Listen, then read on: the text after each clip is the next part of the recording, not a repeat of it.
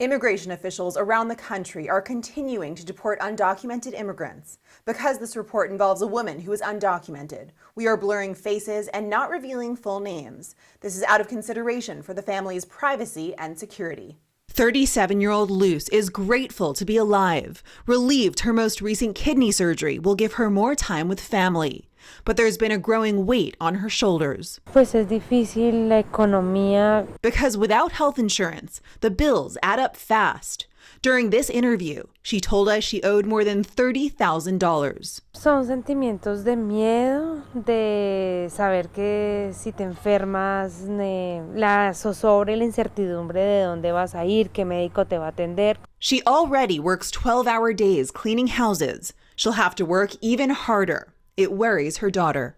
How is she going to be able to pay for the bills when, she may be in recovery? She immigrated to Louisville from Colombia to give her daughter a better life. Porque Colombia es un país lleno de violencia y de falta de oportunidades laborales. She says she immigrated legally with a 6-month visa, but it expired about 7 years ago. She says renewing could mean separation from her family. It's a lengthy, risky process. Es difícil hacerlo. No health insurance means she delays seeking medical attention until the pain is unbearable.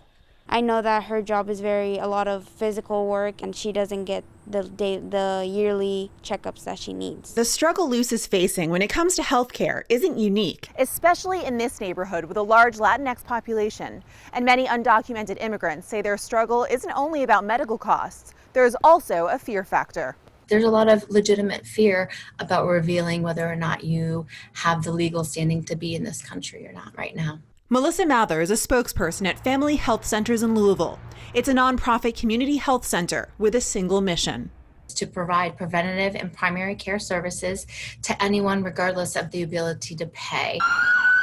Serving a community that often lacks support. How is COVID-19 perpetuating this problem? COVID-19, I think, exasperates already existing health inequities.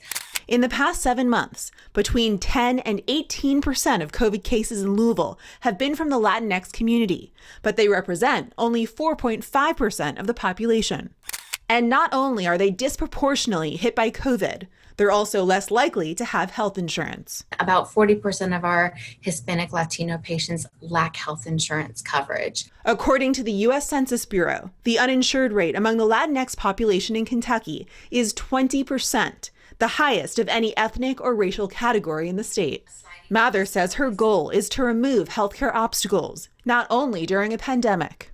And if you live at or below poverty, we're going to ask you to pay a $20 fee for your doctor's visit.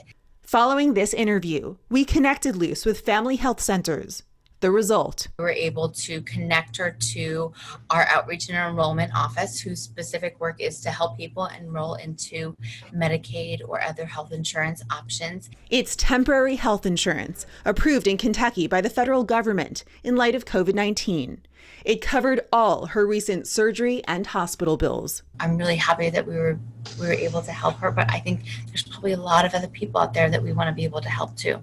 Luce and her family hope others who need medical care don't struggle in silence. It helped a lot. Really, really grateful. For anyone seeking health care during this pandemic, you can find links to resources on our website, whis11.com.